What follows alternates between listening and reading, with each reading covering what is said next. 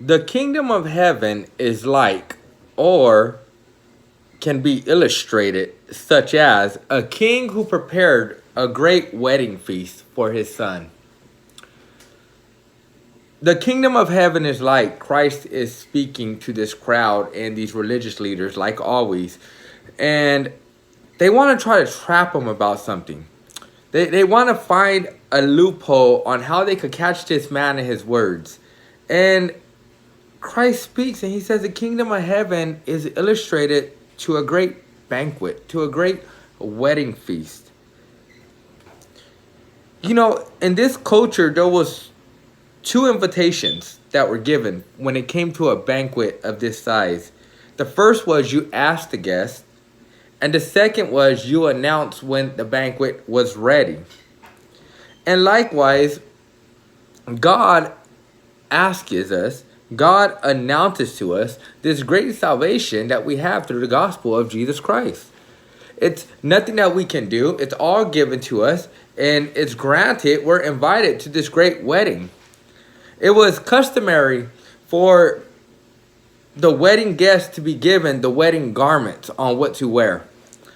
And in this parable that Christ is talking about, there was a guy that didn't have the garments on, whether it was pride, whether it was he just wasn't feeling it, he didn't want to be part of it, whatever it was, you were supposed to wear in this culture the very garments.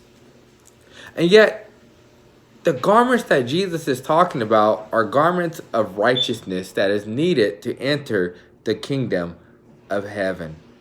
You see, a great banquet is given, and the garments are given, and that's the day you believe on Christ, you are covered in his righteousness. Adam and Eve, when they sinned, they covered themselves in fig leaves that weren't good enough. God shedded the first blood and made garments for Adam and Eve that were good enough. And it was a symbolic of the garments of the righteousness of Christ that will soon cover us one day. Then they go and they try to get Jesus on taxes. Is it lawful to pay taxes? And Jesus says, yeah, go get the coin, go look.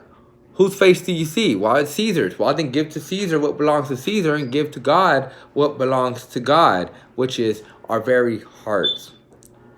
The second group comes and they try to trap Jesus now about the resurrection. And I love what Jesus does. They missed the very point when they say, hey, in the afterlife, whose wife would this lady be if she married numerous times? And Jesus says in verse 29, your mistake is that you don't know the scriptures and therefore you don't know the power of God. There's power in the word of God. And that power shows us our very righteousness is through Christ alone. Enjoy today's reading. God bless you.